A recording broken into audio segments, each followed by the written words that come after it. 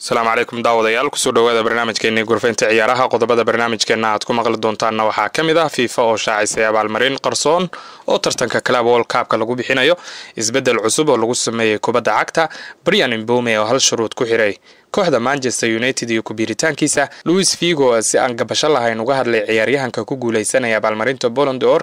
sababtii Bruno isaga diiday kooxda Sacuudiga Luka Modric oo ku dhow koox Talyaaniga iyo Lewandowski oo markaasi isaguna abaalmarinta qof u saadaaliyay aynu ku bilownay kooxda ku guuleysatay Club World Cup ee FIFA ayaa heli doonta calaamad gaar ah oo loo yaqaan badge oo si rasmi ah loogu talayo maaliyadda kooxdaasi taasi oo 4 sano ku nagaan doonta maaliyadda sida uu ku soo waramay wariyaha Ben Jacobs tartanka Club World Cup ayaa sanadkan lagu qaban doonaa Mareykanka laga bilaabo bartamaha bisha June ilaa horaanta Luulyo waxaana la sheegay inuu noqon doonto tartankii ugu qaalisanaa abid FIFA ay qabato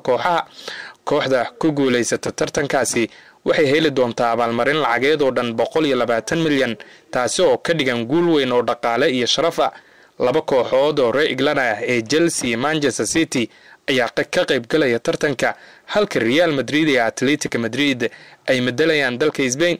kooxaha kale ee qaaradda Yurub ka socda waxaa kamid ah kooxda Bayern, Paris Saint-Germain, Inter Milano, FC Porto, Benfica, Borussia Dortmund, Juventus iyo kooxda kubadda cagta ee Zalzburg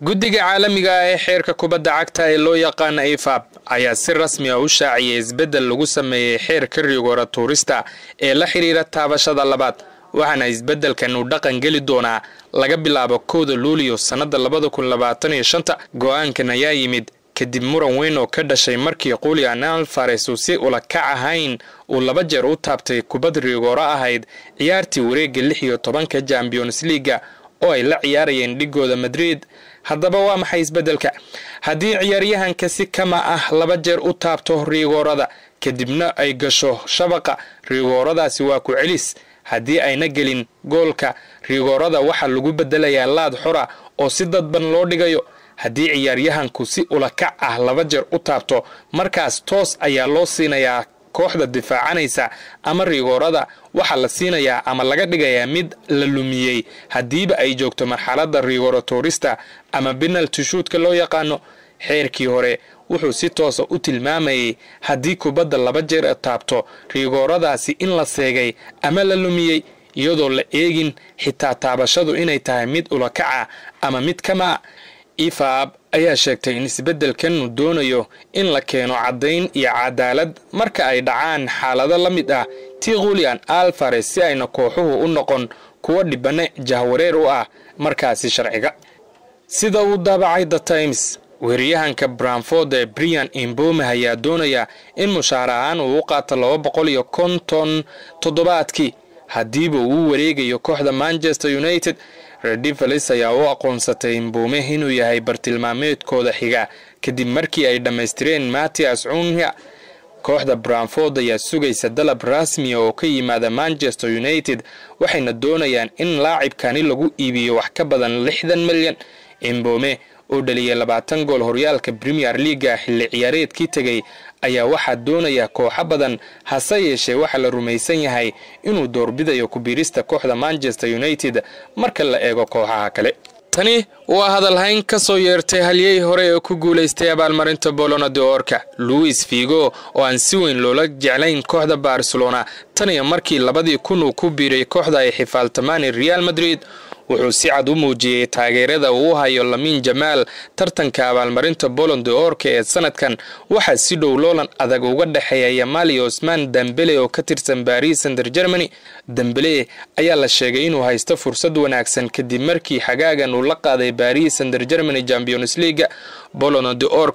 waxa la shaacin doonaa bisha October waxaana doorashada sameynaya wariyaal ka socda guud ahaan dunida oo dhan suxufiga Ben Jacobs ayaa shaaca ka qaaday in kabtanka Manchester United Bruno Fernandes uu diiday boorista Al Hilal ee ka ciyaarta Sacuudiga inkastoo wada hadallo heer sare ay la gaareen toddobaadkii hore magaalada caasimadda ee Riyadh intii ay socdeen kulamada saraakiisha Al-Hilal ayaa rumaysnaa inay heshiiska ay ku dhow yihiin laakiin Fernandes wuxuu codsaday in waqti dheeraada oo uu kula soo tashado qoyskiisa la siiyo isagoo sii wada inuu markaasi la xiriirayo maamulka kooxdiisa United. Djokovic ayaa xaqiijiyay in tababare Robin Amirun oo shakhsi ahaantiisa ugu fargeliyay isla markaana uu gudbiyay ciyaaryahanka rabitaankiisa ku aadan inuu sii joogo garoonka Old Trafford, taasi oo saameyn ku yeelatay booska ciyaaryahanka reer Portugal iyadoo uu sii dheer tahay Al-Hilal oo dalab rasmi ah u soo gudbisay ciyaaryahanka. Heshiiska Al-Hilal xidiga ayaa ku kacaya ama markaasi loo soo bandhigaya ku kacaya 66.6 milyan oo euro. Inkastoo Bruno uu furan yahay fikradda u guuritaanka Sacuudiga, wuxuu go'aansaday inuu markaasi sii joogo kooxda wada hadalana uu la yeesho qoyskiisa, kuwaasi oo si cad u diiday u dhaqaaqista Sacuudiga Arabia. Laacibka ayaana go'aansaday ugu dambeyntii inuu iska sii joogo horyaalada Yurub gaar ahaan kooxda Manchester United. Saxafiga lagu kalsoon yahay Romania ayaa shaaciyay xidiga qadka dhexe ee kooxda Real Madrid Luka Modric in laga doonayo horyaalka Talyaaniga. Romania ayaa sheegay in kooxda kubadda cagta AC Milan ay xiiseynayso inay hesho adeega xidigan Croatia-ga xagaagan. Ilaha ayaa intaasi ku daraya in Milan ay wada hadallo gudaha ay la yeelatay xidiga Modric, kooxda ayaana u muujisay rabitaankeeda ku aadan saxiixa. Modric ayaa ka tagaya kooxda Real Madrid dhamaadka xilli ciyaareedka marka uu dhaco heshiiska kooxda Real Madrid ama marka uu dhamaado tartanka Club World Cup-ka. weeraryahanka kooxda Barcelona Robert Lewandowski ayaa soo jeediyay in qabanqaabiyayaasha abaalmarinta Ballon d'Or ay dhinac ka raacaan. Waxa uu ka shakiyay suurtagalnimada saaxiibkiisa daada yar ee Lamine Yamal inuu ku guuleysan doono abaalmarinta, sida laga soo xigtay France Football. qabanqaabiyayaasha abaalmarinta kaliya waxay siiyaan qof kasta ay u arkaan inuu ku habboon yahay abaalmarintani. Sanadii 2021 Lewandowski waxa uu ku fakarayay sanadkaasi in loo caleemo saaro abaalmarinta ugu fiican adduunka, balse nasiib darro isaga waxa abaalmarina kuma uusan garaacin Lionel Andres Messi, taasi oo ugu dambeyntii keentay niyad-jab in Messi uu ku guuleysto abaalmarintan. wixii markaasi ka dambeeyay weeraryahanka rugcadaaga ayaa u muuqday mid lumiyay kalsoonida abaalmarinta iyo qiimaha ay markaasi ciyaartoyda u leedahay. xidiga Yamal iyo Dembele ayaa si aan loogu xifaaltamaya abaalmarinta midkood inuu ku guuleysanayo sanadkan. Yamal iyo Dembele waxay ahaayeen kuwo wanaagsan kooxahooda xilli ciyaareedkii dhammaaday, halka Yamal uu diiwaan gashtay 18 gool 25 caawin 55 kulan oo kooxdiisa Catalonia kula guuleystay. sidoo kale La Liga Spain, Copa del Rey, Super Cup ka Spain. Dembele wuxuu furo u ahaa ku guuleysiga Paris Saint-Germain Champions League, horyaalka Liga Ega